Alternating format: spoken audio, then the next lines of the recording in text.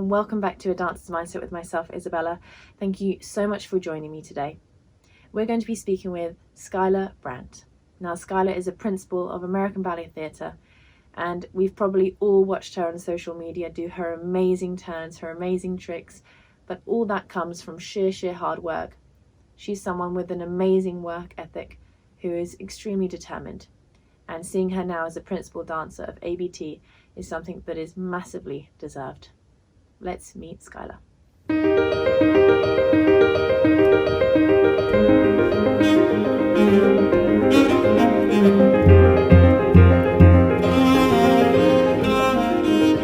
So hello, and thank you so much, Skylar, for joining me today on the podcast. It's a real honour, and I know so many people at home and students especially are just gonna, fall over and faint because I'm here with you today. Because I know you've got so many fans, and me included. And thank you again so much for speaking with me today. Thank you for having me. Okay. So how I usually start is I like to start way back to early life. Tell us how you started ballet, how you found your love for ballet, and about, the first teachers that you came across, and, what inspired you. So I'm from New York, so I grew up watching American Ballet Theatre performances. I was lucky enough to have attended all kinds of, experienced so much culture. My parents always took me and my sisters to go see the Philharmonic or shows on Broadway, and ballet was one of the things that we did as an activity as a family. So I just remember that, as a little girl, I was playing dress up in the privacy of my own home and creating stories with my imagination. This was all, of course, pre-technology, pre-computers and iPhones and things. So as a child, I was left to my own devices to entertain myself. And so therefore I would, again, make up stories, play house, whatever you want to call it. And when I went to the ballet, I saw a lot of what I thought I was doing at home on stage, basically dressing up in costumes, dancing around to music, and making up stories. So it was really, I think, the storytelling aspect of going to watch American Ballet Theatre that made me truly want to pursue it as a profession. I was 8 years old when I decided that I wanted to become a ballerina. I think at first when I started ballet, I was a bit restless. I wasn't totally into standing at the bar and learning the positions of the feet and doing slow demi-pliés. Yeah, well, I guess when you've sort of imagined what and seen the performances and the costumes, you're like, what? I need to stand still and go super slow. Like, this isn't fun. Totally, exactly. But then things switched when I started, when I kind of moved out of that creative movement approach to dance into proper ballet technique, with teachers that actually treated me like an adult.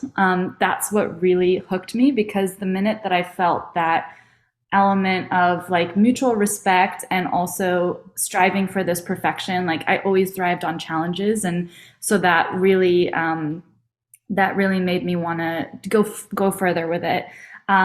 So I started out at a small ballet studio called Scarsdale Ballet. My teachers were Diana White, who is still there actually running her dance studio, but she was a soloist with New York City Ballet and danced in the time of Balanchine. So it was really amazing to gain knowledge from her.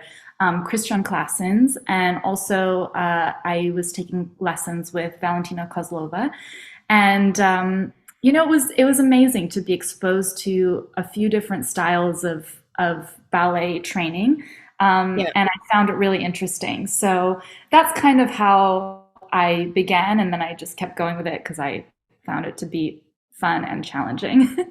Yeah, that's really interesting, because I already resonate with you quite a lot, because when I was younger, similarly, I was taking sort of Saturday classes, nothing too serious, and then I was introduced to a Russian coach, and I was suddenly sort of exposed to, wow, like sort of what real hard work is like. And like she was like slapping my feet, I was sweating, I was like really trying to pursue like this perfect tendu, which I had no idea had to be worked so much harder than I was doing. And I as well sort of fell in love with the hard work and the challenge. I think that's actually, initially it was similar to you. I fell in love with music mostly, actually. But then, because my dad as well exposed, my parents exposed me a lot to culture. But then I fell in love with the hard work.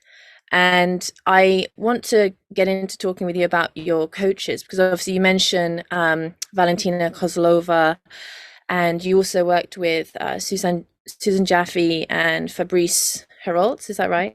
Yep, Yeah, that's correct. as part of your earlier training. And I want to ask, how you found them all, and also did you work with them all at the same time, or was there a period when you sort of realized a sort of certain style that you were most fond of? Yeah, so I worked with them at different times. What I will say is I had private training pretty consistently throughout my school years, and of course even now. So I Yeah. was very lucky in that regard that I could always do something extra. And I knew that was a privilege. I knew that was a luxury. And so therefore, I think that's why I kind of, it was instilled in me to, not waste those opportunities and not squander that time. That was very, very special. I trained with Valentina privately for several years, and then I thought, okay, I have a more or less a solid sort of Vaganova style of training, but there were certain things that I felt, I think because I was capable, Valentina pushed me, past maybe what other kids were doing my age, but I wanted to kind of refine Yeah. some small points and continue to build on like my base. Mm. So I started training at the ABT school, Jacqueline Kennedy Onassis school, and then I was still taking private lessons. I trained with Fabrice Ferrol for several years. He was, Paris opera, again, completely different, like much more focused perhaps on footwork and that kind of cleanliness. And then when I was maybe 15, 16, I tried a few lessons with Susan Jaffe because why Mhm. not? And honestly, I've taken with so many more teachers than I can even name. I think it was really lucky being in New York City where I had access to everyone. I mean, there was David Howard, there was Willie Berman, there was Ava Edvokimova, there was Gelsey Kirkland. There were a number of people that even if I took their class only one time, Yeah. it was just to learn something, because I think you can learn something from everyone, even if it's what I don't want to do and what I don't want. So I was pretty open and I think courageous in that way. Again, I think I was born kind of an old soul. So relative to what you said about your own experiences, I really, I didn't like to be patronized. And I think because I'm tiny, so, and I, maybe when I was 8, I looked like I was, 5, or when I was 12, I looked like I was 8. So it was, it made sense. People wanted to speak to me as if I was a child, but I took my work so seriously. So didn't, that didn't fly with me very well. So I quite Yeah. like the toughness of the ballet, and Mm. that's why I, tried to get as much feedback as possible, I would say. Yeah. It's interesting because you've tried so many different styles, but I think that only really works when there's a solid foundation. Do you know what I mean? Because obviously there's like many schools around.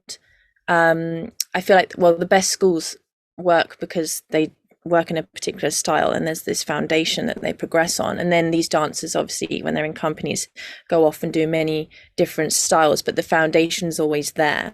I think I spoke with Paulina Semyonova a few weeks ago, and even she said like her foundation is like always solid with her Russian technique. And obviously you've tried so many different things, but what would you say your foundation is, like your very core of style? Yeah, I mean, that's an interesting question. And it's interesting because I knew from a young age that I had to, if I was going to join a company such as American Ballet Theater, which was my dream, they did their classics during the spring, summer, but then there was a fall season and they were doing contemporary works. So I knew that I had to have, I had to be able to adapt. I had to be versatile. And so therefore I worked with different teachers as if I was learning different pieces of choreography. And I think it was like depending on whose class I stepped into. I mean, some teachers were very protective over what their information. And if you didn't do things the way they asked for it, they would get upset. And maybe that was an ego thing. Maybe that was just simply, coming from a place of passion. But whatever it was, I think it also trained my brain to be smart in remembering and picking things up and kind of picking up where I left off in whomever's respective class. But I think my training, I feel like it's, probably in more recent years, I've gone back to more of my Russian roots, and it's always been my first love, like the Russian ballet. It's my favorite. So I think I have a lot of different styles in me. Again, at JKO, we studied Italian and French styles, even Cicchetti. But then, on the outside, maybe I was doing classes with Irina and Max, and so then I was getting more of that Russian training. So it was, it's kind of all over the place, but I want to see myself as more of a Russian trained dancer. I would definitely say that's what I see you as. That's why I was really interested to ask you, because when I've watched your very young videos that you've shared of you in the studio when you're super, super young, you look super Vaganova, like super Russian, like, very placed, beautiful. And so I was interested to hear. And obviously there's a technique that you feel most at home with as well, because I think even for me, I started sort of, with a Russian coach, but I was at the Royal Ballet School. And so I was sort of, dipping in and out of different styles. And it was only when I sort of committed to the Russian thing that I realized, actually, this was what I'm most passionate about, what suits my body as well. But yeah, it's super interesting. I want to touch on your family, because you've even shared your family a lot on Instagram. Yeah. And I just want to say, first of all, they look amazing. They look like so much fun and so supportive, and it just looks like you have such a great time all the time. But I obviously, behind that, they've obviously been extremely supportive of what you do. And did they share a passion for ballet? Like, when you first started dancing, did they really encourage that? Yeah, so I really appreciate you saying that, because I'm so lucky with I just hit the lottery basically in so many aspects of my life, my family being one of them. And it's interesting because I've shared so much about them, and I love them so much, and I share about them.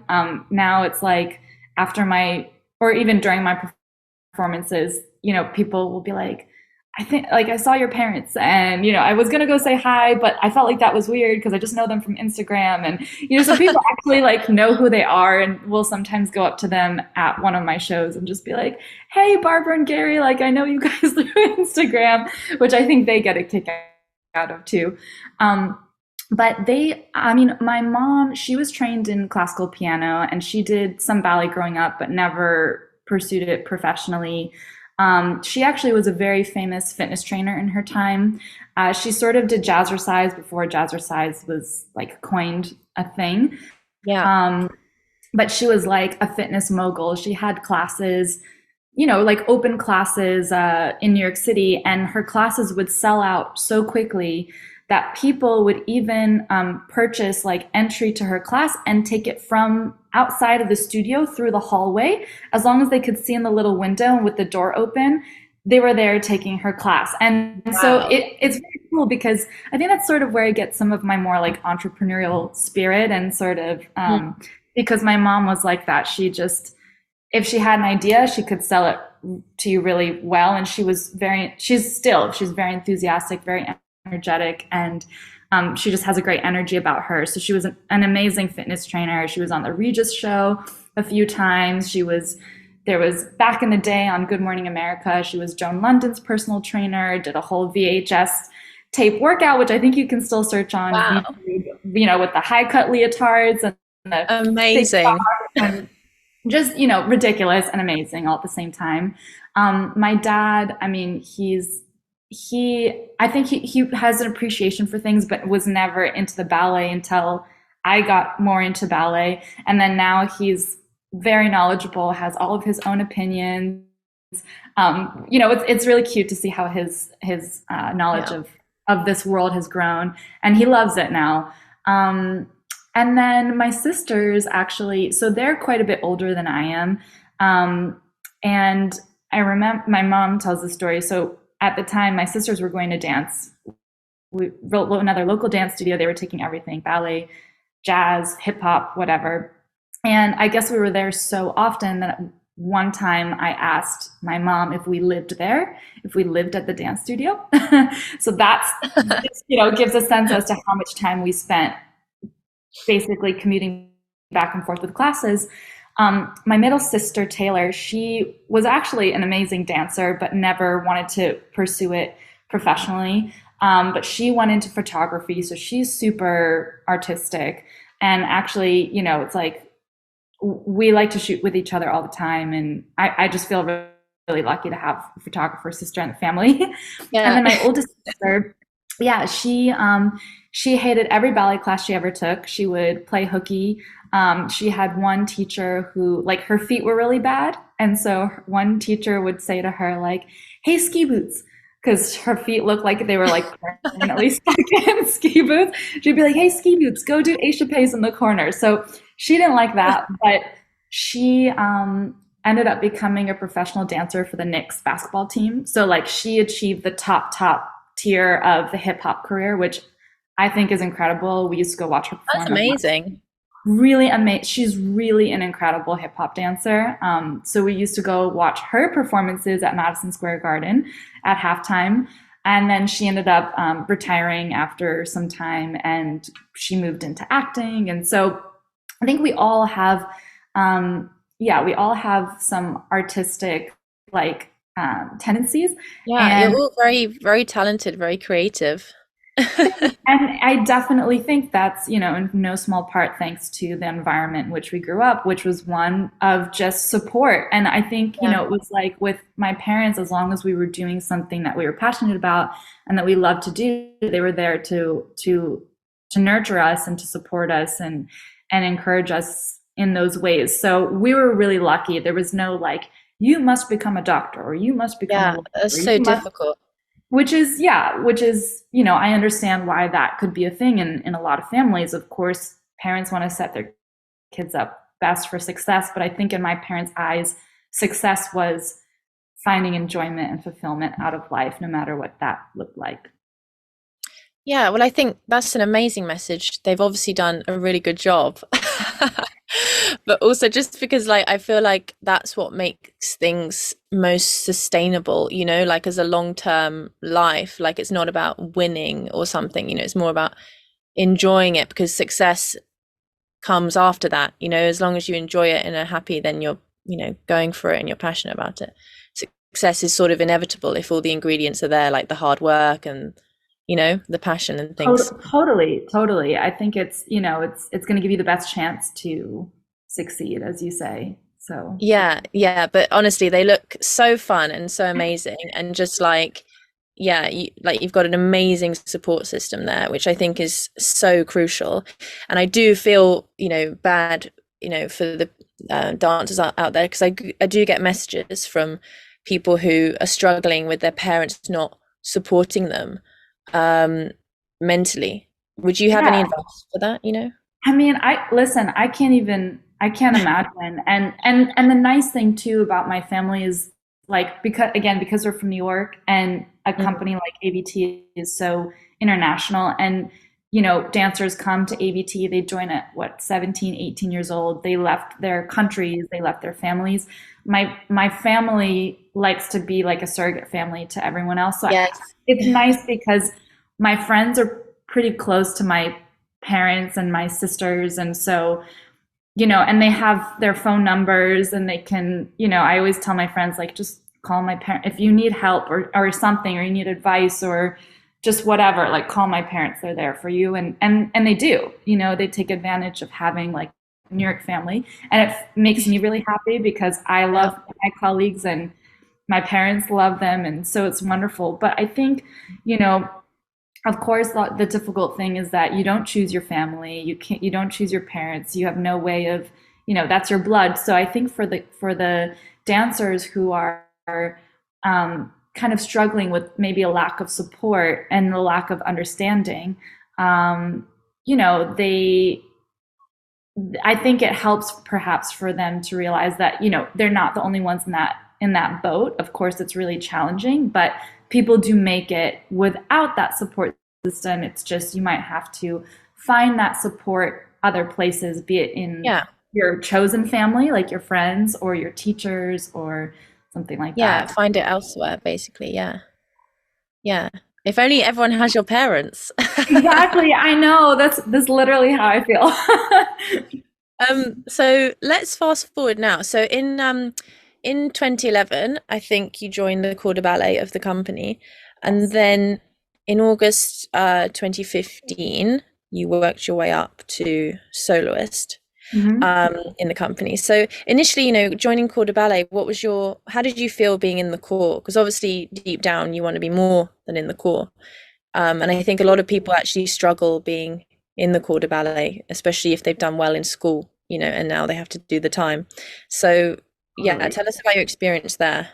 I think, I mean, honestly, I loved being in the corps de ballet. It was really, really challenging because I was a person who never got injured.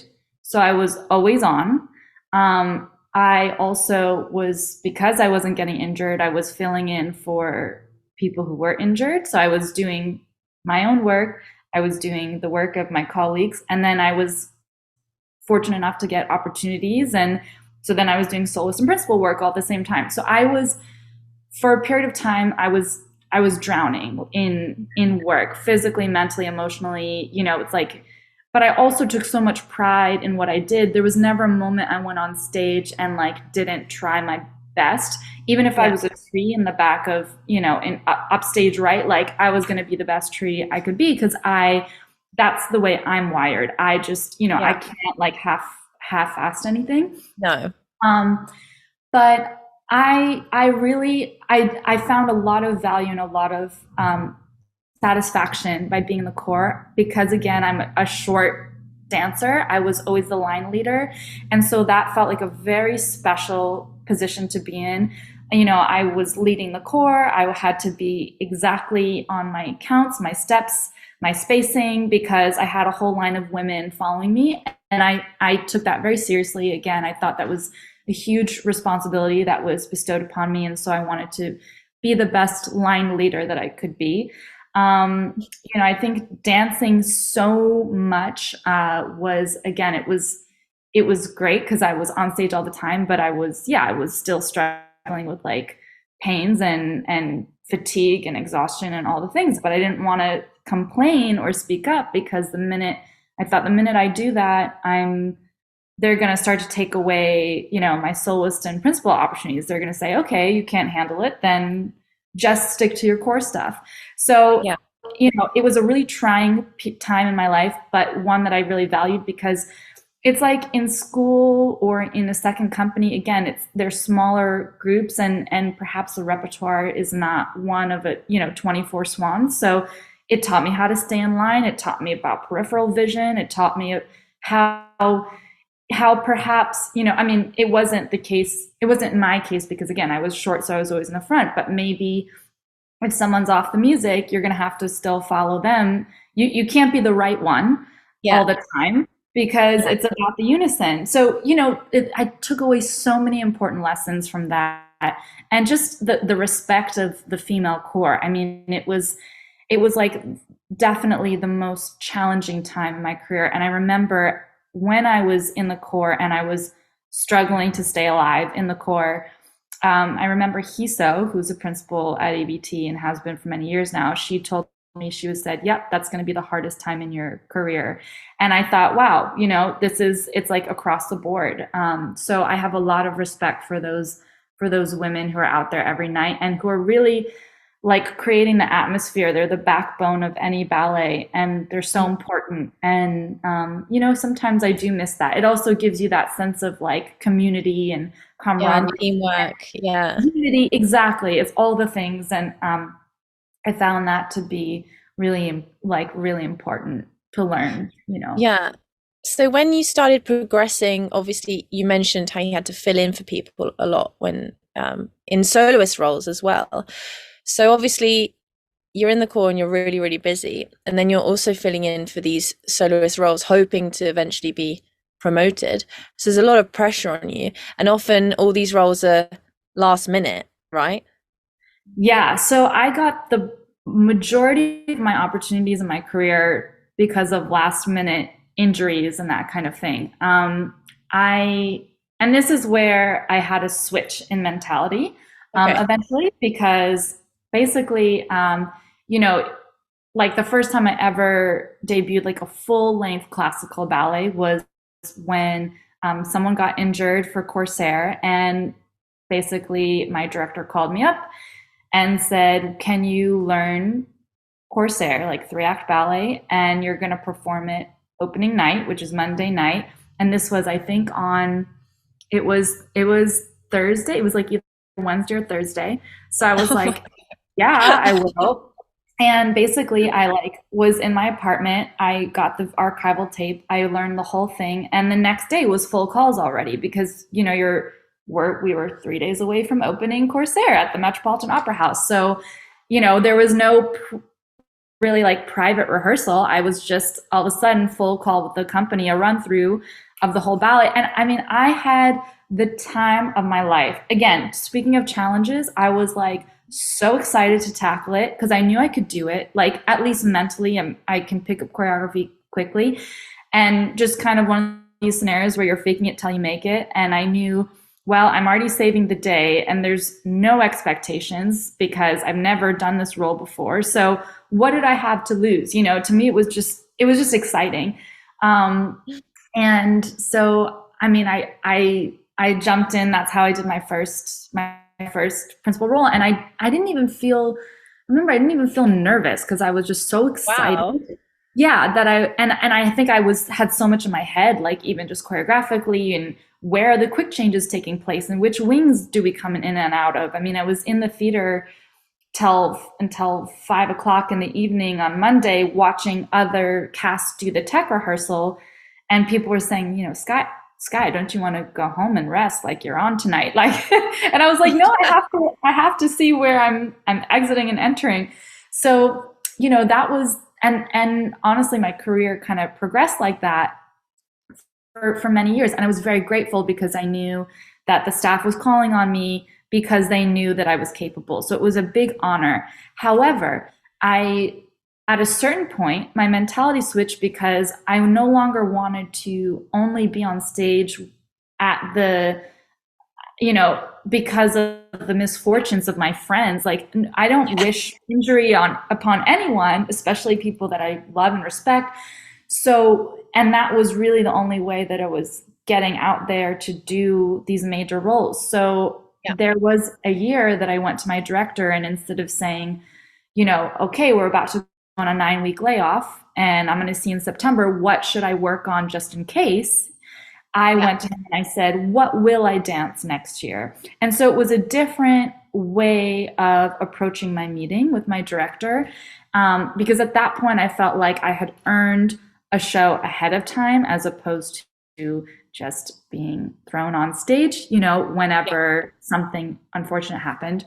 And that's when I kind of started to learn what self-abdication was. Yeah. And by that point, were you a soloist at that moment? You had because so, this was when I think you were asking, and then he mentioned Giselle, and that was leading up to, right?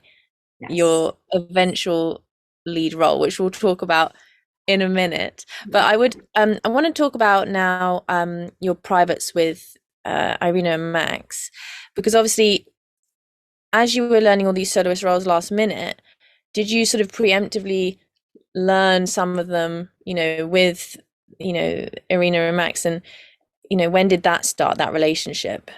Yeah, absolutely. So one of the most like valuable pieces of advice that I'd gotten in my whole career came from Larissa Savelyev, who is the founder of Youth America Grand Prix. I competed in YGP at least like on a few different years. Of course, it's like everybody goes through YGP. So, but I remember when I started my professional journey and when I was joining ABT, I think after a few years of being in the corps de ballet, Larissa said to me, just advised that I start to learn roles, find out what the rep was for the following year, and start to work on roles just in case. And like, over half the amount of time, I would end up performing those roles because of injuries or pregnancies or whatever else. So it was very, very difficult to do that because to motivate myself to go into a studio and work on a role as if I'm going to perform it with no date in the future of actually being able to dance it is really hard, because it's like I pour my heart and my soul into my work. I refine it. I would refine a variation or a role to a point that, it's ready to go on stage, but without knowing whether or not that was going to happen. I think that I understood the value in going in the studio and working on something anyway, even if I didn't end up performing the role, because there are many roles that I've worked on that I never ended up dancing. But I knew that like I could take whatever information I learned from working on that role and apply it to roles that I was going to be performing, but also with the hopes that like maybe someday in the future I'll be cast in X, Y, or Z. But then a lot of the time I did end up performing those roles. And so then I was very happy to have worked on them over the layoff. So, it was both like a struggle to get myself in the studio to work on something that I didn't know, again, that I was guaranteed to have a performance of, but also like kind of fun to keep, just to keep growing and learning. And I did a lot of that with Irina and Max, which I just feel very fortunate to have them in my life, because I grew up watching them. They were some of my idols when I was a kid, and they were ABT principals. So they did all of the rep that we're still doing to this day, and they can give me every possible scenario. They could say to me, okay, Kevin's going to ask you to do this. Irina Kolpakova is going to ask you to do that. And then here's a third scenario. So it's like if they're literally passing on to me everything that they experienced and giving me every heads up, every possible option, every type of interpretation. And so, they're just a wealth of information, and I really enjoy working with them. Yeah, they're amazing. And I think there's something really special about, obviously I haven't experienced it myself, but I can imagine there's something really special about learning from two people at the same time, and having like two people on you at the same time, like almost feel like a VIP lesson or something. Oh, totally. And I've had a lot of people say to me, like, I don't know how you do it. Like they're both yelling information at you at the same time. No, I bet it's hysterical, but amazing. Yeah, totally. And honestly, that's not for everyone. Some people, they can't take that all in. But for me, again, I was a person who was like a sponge for information, even from a young age. So I like it. It's twice the amount of info in, half the amount of time. So it's great. Yeah. And obviously, I think you've spoken about how it was quite hard sometimes to squeeze in a lesson, and your routine, I think maybe now, I don't know, but you usually would see them on your day off, right? So you get 2 days off, don't you, in the off season, I think? Yes. Yeah. And so I'm sure most dancers are like chilling at home trying to recover from the week, and you're just like, right. Yeah. Into probably one of your hardest days. Totally. I think exactly. I think for me, it's like I discovered that one day off was enough, and I value that one day off. I don't, I think it's so important to take days off. But one day is enough for me. And then I go and get pretty much the majority of my work done on my day off when I can dictate what I'm working on and how long I want to work on it and what I need to focus on and all the things. So I thrive in scenarios where I can be in charge of my own schedule, I guess, which I Yeah, found to be true over the pandemic, which really surprised me. yeah, yeah. I think I mean 2 days is super generous as well. I mean, I've only ever been used to one day off my whole life basically. And so yeah, I think I'd probably end up doing similar. And I think it's really wise. And I think what you're doing is super inspiring to a lot of people. Like just because you're in a company and just because you've got the job doesn't mean, because a lot of people sort of erode once they've got the job, and lose passion, lose desire, and lose skill as well. And I think it can be a little bit dangerous. So I think keeping yourself growing, even when you're exhausted, and just forcing yourself to go, is really amazing. So I think a lot of people are inspired by that. I am interested to hear, because you're obviously an extremely motivated person, and I think your drive is at the forefront of your decisions, but how do you cope with when you're feeling really demotivated? And do you feel demotivated sometimes? Yeah, absolutely. I do feel it.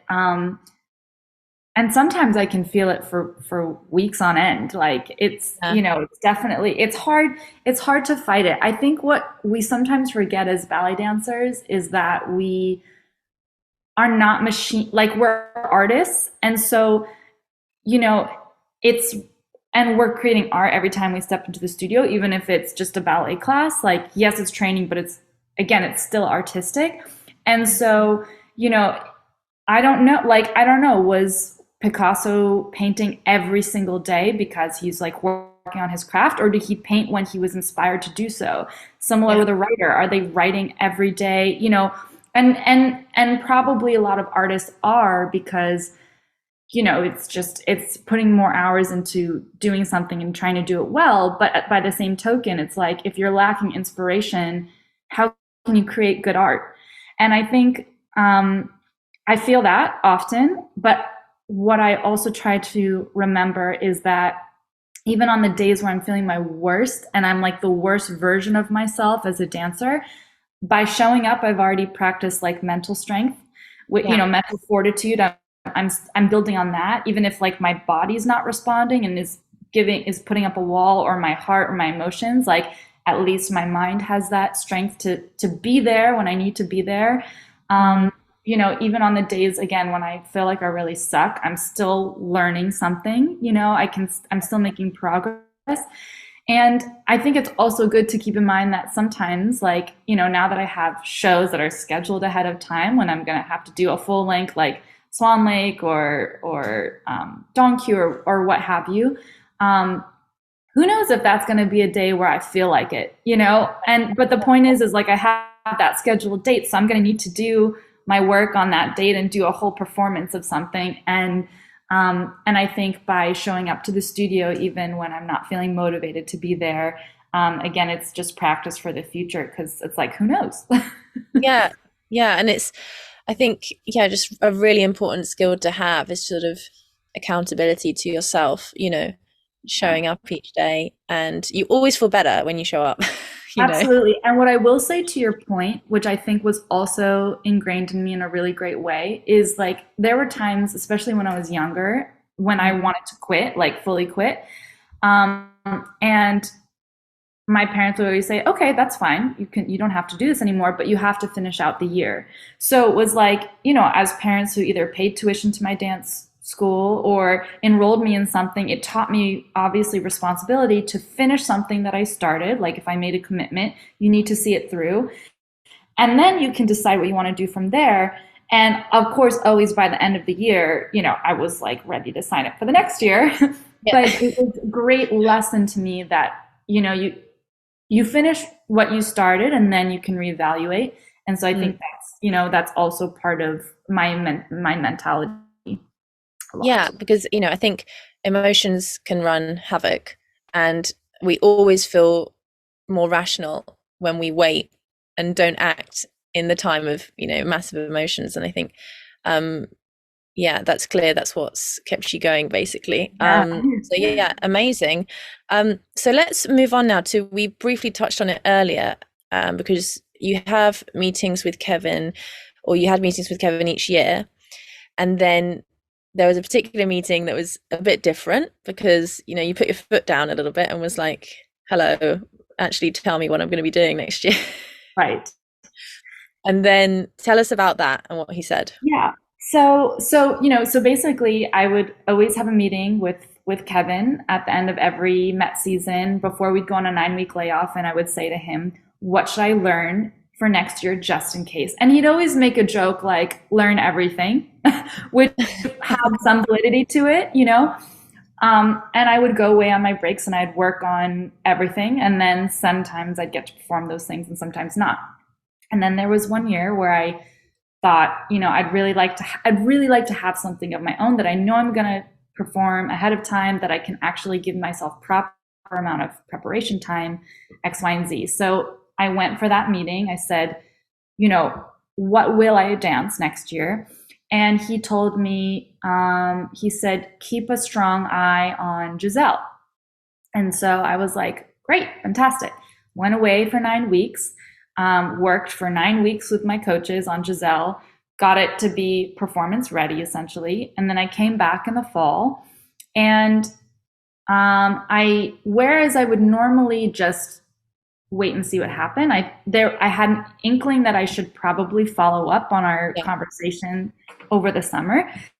And so I went, I called a meeting, and the great thing about Kevin was his door is always open to people. So, it's not difficult to speak to him about things that are on your mind. So I went in and I said, hey, I just want to let you know, I worked on Giselle. A lot. A lot, like, is ready to go on stage. And just kind of like, what's the story with performances? Like, when might I perform it? At which point he was like, basically said that he didn't think it was going to be a possibility anymore, but that maybe Sleeping Beauty. And I kind of looked at him. Yeah. And I was like, that's sort of unfortunate because I just spent the last 9 weeks working on Giselle. So I was like, I'm basically like, I'd really like to do it because I just put in a lot of time to do it, to learn it. And so he was like, okay, kind of like, let me take a look again at the dates, that kind of thing. And the thing is, like, I've never been a person that likes to ask for anything because it just from a mental standpoint, like, that applies so much pressure on me. Like, if I go and ask for a role and somebody says, okay, you want to do that role? Here, do it. Then all of a sudden it's like, oh my God, like, I have to now prove myself and I have to be perfect because I was the one who asked for it, So I never liked to be a squeaky wheel. I also kind of am a person who believes in merit-based, opportunities. So I thought if I work hard and I'm consistent, I X, Y, and Z, like 2 + 2 = 4, then I'll get the opportunities that I should get. I don't want to be anywhere where I'm not wanted or I'm not thought of, not like, so it was a little hard for me to kind of muster the strength to be a little bit, to give some pushback. And basically, after like maybe a couple more times checking in with him and being a little bit pushier, then he finally gave me this show, one show on tour that actually had TBA on it. And I said, how about this show that says TBA? All the rest of the casting was announced. It was like the last show of the week. And that's when he gave me the opportunity to dance Giselle. But had I not stood up for myself, it wouldn't have happened. And that's the truth. And it was like a lesson that I learned after 10 years of dancing in a company, that life's not always fair. And I also understand, like, ABT is an incredible company. So there's like so much talent. So basically, if I'm not taking care of myself, who's gonna take care of me? I need to be my own self advocate. Otherwise, somebody else who's gonna squeak a little bit louder is gonna do the role that I want to do. Yeah, and I think as much as we think, we deserve this, and it's kind of inevitable that the person in charge like they have so much going on. We almost can't assume that they're remembering to give us an opportunity, you know? So they kind of, Exactly. you know, And I said, I do, I've always said to Kevin, I've always said to, because I like to see things from all perspectives and put myself in other people's shoes, because I think that's a valuable tool for understanding. And I've always said to him, look, I said, I I wouldn't want, I don't envy you being in the position you're in of having to please 90 dancers. Like, I don't know how you do it. That said, of course, I'm going to need to speak up about this because I need to take care of myself. But like, I have respect for the job that you have, you know? So there was yeah. a lot of mutual respect and understanding, which I doubt, honestly, I doubt he's heard that from a lot of people who have come into his office making, you know, demands or complaints or things like that. You know, people don't always think about the other person. So even if especially if they're a person in a leadership position. Yeah, well, I think that was the perfect approach to go about that meeting. So it's obviously paid off. Yeah. And then, so you were set to perform Giselle, but then something happened. I believe, was it Misty Copeland who had an injury and you had Yes. to So debut early? yes. So I finally, here it was. I finally had my performance. I think it was on the Sunday of the week, and I knew it was happening. I had the date in advance. And sure enough, the Thursday night cast, which was Misty and Erman, Misty got hurt, and and they asked me, "Can you jump in with Erman?" And I just started cracking up because at least I was ready. So, you know, I knew I was performing it a few days later, so it wasn't like a total scramble, but still, the debut I was meant to make on a day that I was meant to make it ended up happening earlier in typical Sky fashion. It was like a last minute thing. So, and thank God, like Erman is such a dream partner, and like we literally had one rehearsal the day of from 12 to 12:30, and then we went for the show that evening, and it was the most spontaneous performance I think to date that I've ever had, because it was, I mean, we literally had not ever done the ballet or like even rehearsed any section of it. So it was pretty That's cool. So I got two performances of it, which was obviously a Yeah, dream. yeah, you got two, yeah. And how did that feel, doing such a sort of coveted role as Giselle? Like that must have been like a real moment for you. It was a moment, and it was a moment because I never aspired to do Giselle. I've always enjoyed the ballet, but I never wanted to do it because I didn't think I would actually be good in the role of Giselle. Like, adagio has never been my strong suit. Um, you know, I feel like so much of it, because again, it's like you've got your romantic costumes on, like so much of it is lines and aesthetic. And I had always been cast anyway in things that like you move quickly and are highly technical and kind of more dancey and less like contained and refined. So it was a huge challenge for me because again, I never pictured myself dancing this role and never wanted to, because I'm a realistic person and I think I know what I should and I shouldn't be dancing. Like, I don't think every dancer is meant to dance everything. And so that was one of the roles that I didn't think I should dance. And so being able to kind of like overcome that challenge of not seeing myself in the role, but working through it to make it my own was very rewarding because, you know, again, it was something I didn't really think I was capable of doing very well. Yeah. Oh, that's amazing. And so now obviously you're in your, is it third season as a principal? Yeah, because I was, well, actually, I guess technically maybe the second, because I was promoted Second. September 2020. Yeah. So how's it going? And what have you learned as a principal so far? If it's any different to, soloist. Yeah. Well, I think my biggest learning experience was my jump from core to soloist, because Yeah.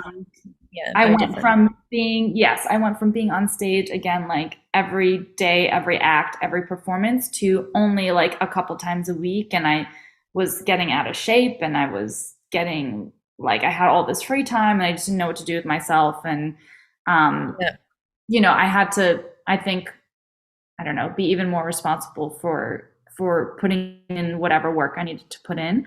But yeah, I think It's very difficult to be a principal dancer at ABT in particular because we have so few performances and so many casts of dancers. So, for example, it's like I debuted Swan Lake this year and I had my one show, that was it. And, next year it's going to be the same. Only going to have one show of Swan Lake and only one show of Giselle at the Met. And it's like to have to contend with that, like that's your only shot to get out there. I mean, it's really hard to build on anything and to grow when you're never on stage, and everybody's in the same boat.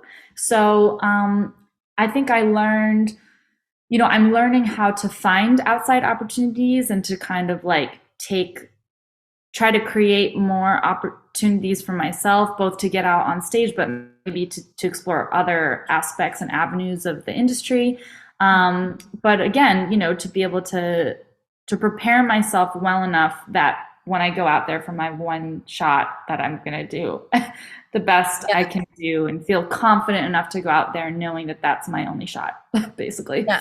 Would you say you filled the gaps in the day, or, when you're not dancing with private still with Arena and Max?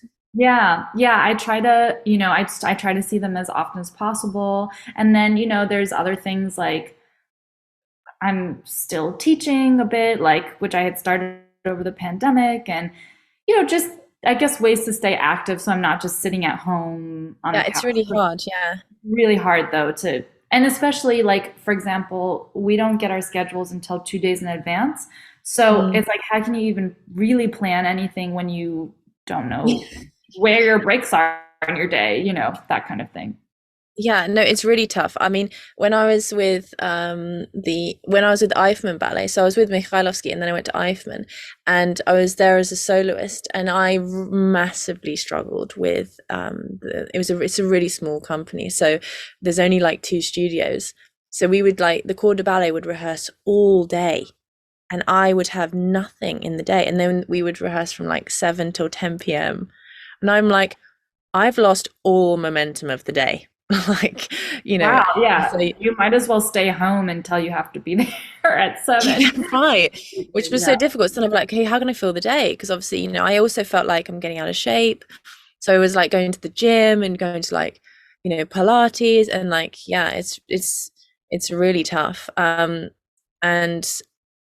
yeah, in some regards, I was like, I should have just gone back to school for the day. Totally, you're like, I just need classes, that's it. So what's next for you, Skylar? What are you working on at the moment, and what are your goals currently? So at this time, basically, well, we're on a layoff, but of course can't take the layoff fully. No. I'm working on the Nutcracker, which will go and tour to California in December.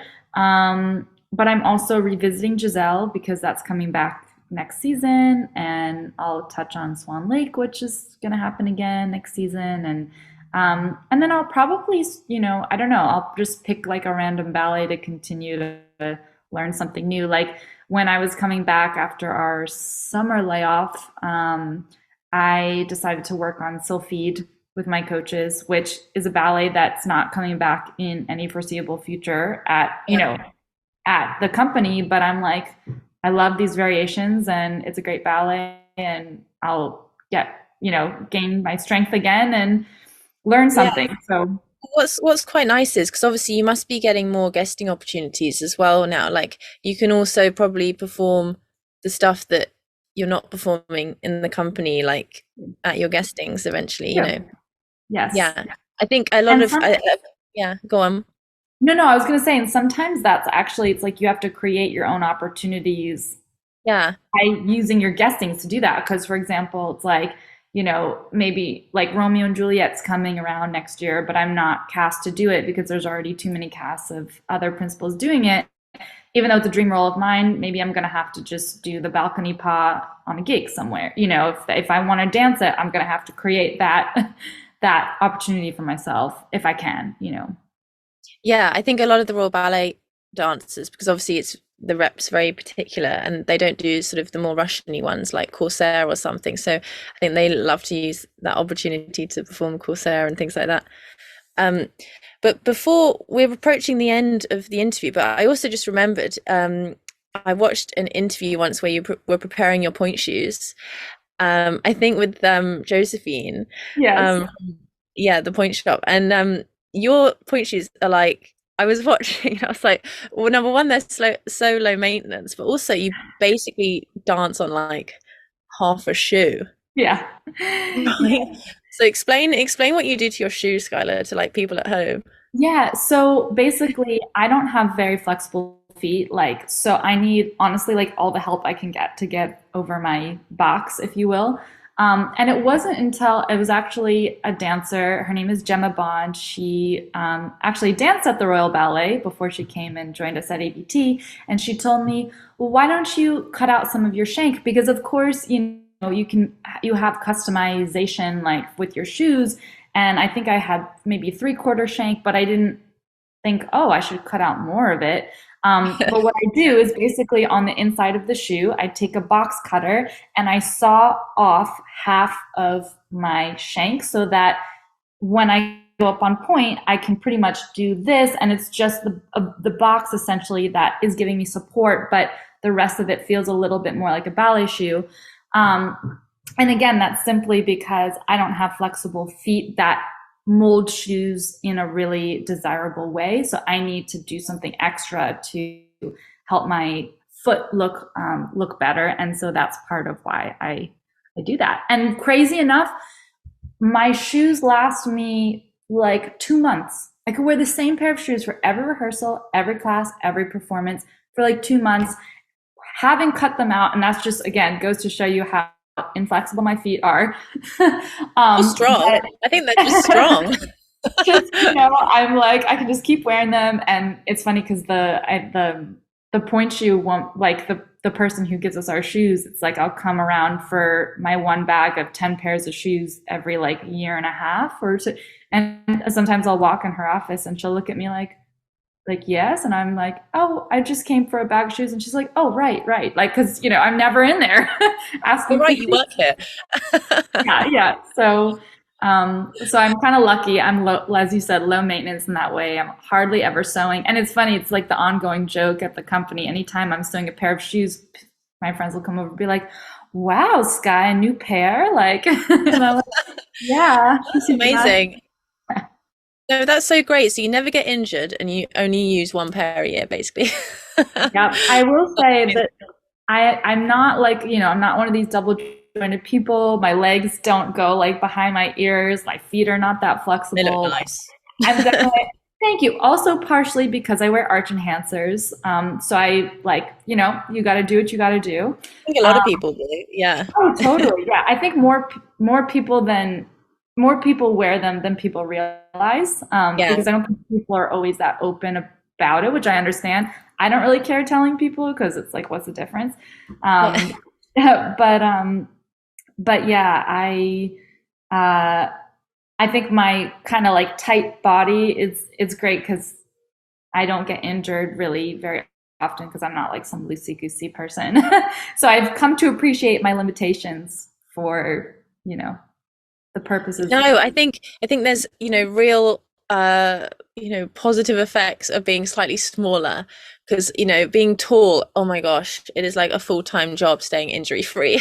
Yeah, well, there's so much more of you that's like farther away from you. And I mean, yeah.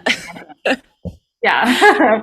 It's difficult. But one final thing. Yeah. Thanks so much for speaking with me. I just wanted to say, if you had to give advice to young dancers, around the world listening, pushing to achieve their dream, what would that advice be from you? I think I would, of course, tell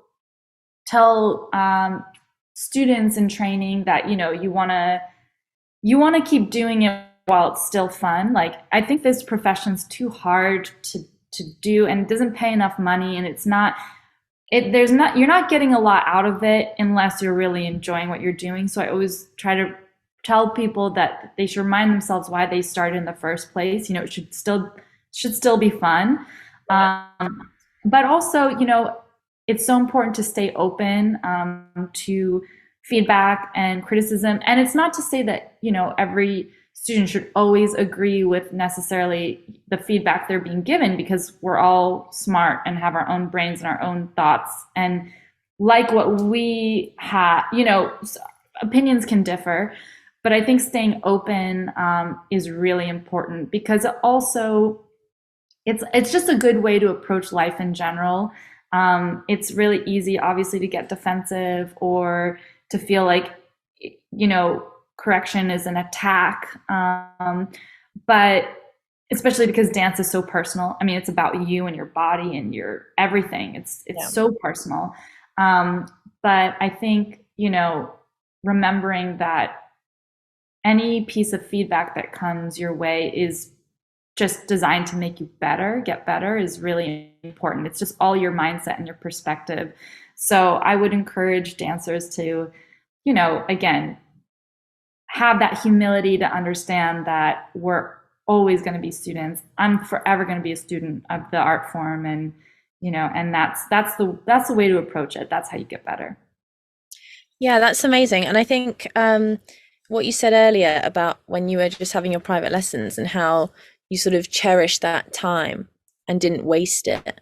I think that's another thing, is just never to waste time. And I just remember teachers even saying, to me, who are obviously much older, and they're just like, don't waste a day, don't waste the time, cherish it, work hard every day, give it your best every day. And I think, yeah, as long as you're enjoying it and, happy and wanting to do the work, I think desire is a huge part of it as well. Yeah. Then you're, on a road to doing something you love for a long time. But Skylar, it's been amazing to speak with you. Thank you. Likewise. Thank you so much. I really, really enjoyed this hour. Yeah. No, so have I. I've loved it. And I usually, just make it an hour, but I could go on for another 3. I know. Me too, honestly. Well, we'll need like a second or third episode or something. That would be amazing. But anyway, thank you so much, and great to talk to you. Likewise, pleasure's all mine, and have a great rest of your weekend. Well, guys, how amazing was that to speak with Skylar Brandt? I mean, such an honor, and she's such a kind, humble person and a real artist who just is so in love with her work and who just strives to be better every single day. And I think we can all learn something from her. Leave your comments down below, like and subscribe, and thank you so much for watching the interview today. Bye for now.